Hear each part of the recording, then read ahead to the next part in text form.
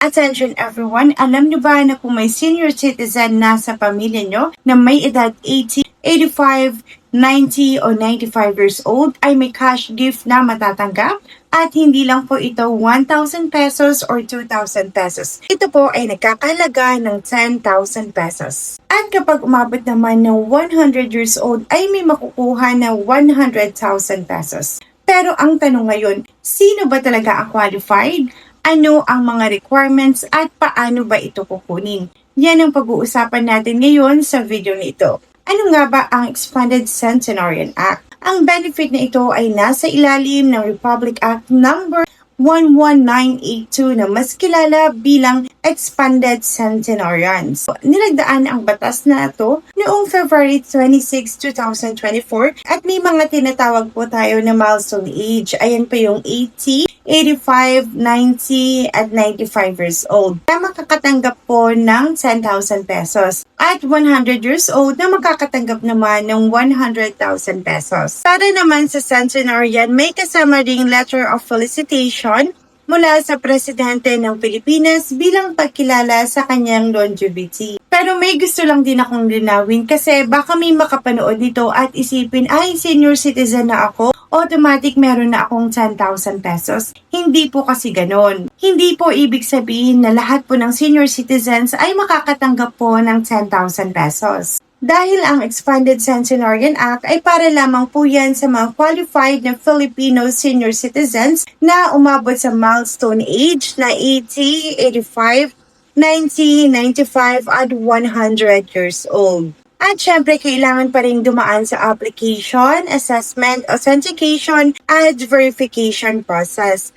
Ngayon, ano nga ba ang mga requirements? Ito po ang mas importante. Kung may senior citizen kayong malapit ng umabot sa milestone age, ano ba ang dapat ihanda?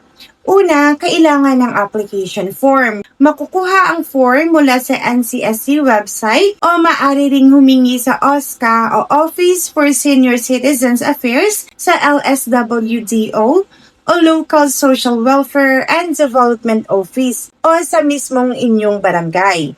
Sa application form, kailangan ding mag-attach ng 2x2 ID picture.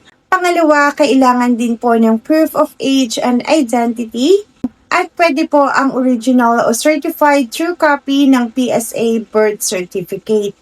At may option din na photocopy ng national ID. Pero syempre, kailangang ipakita ang original national ID kapag nag-submit na sa OSCA o LSWDO.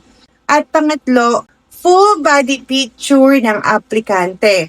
Ito po ay kailangan nakaprint sa A4 size bond paper or photo paper. At kapag kumpleto na ang requirements, hindi mo na kailangang pumunta kung saan-saan. I-submit ito sa OSCA kung saan miyembro ang senior citizen o sa Local Social Welfare and Development Office. Doon muna gagawin ang initial assessment, authentication at endorsement papunta sa NCSC Regional Office.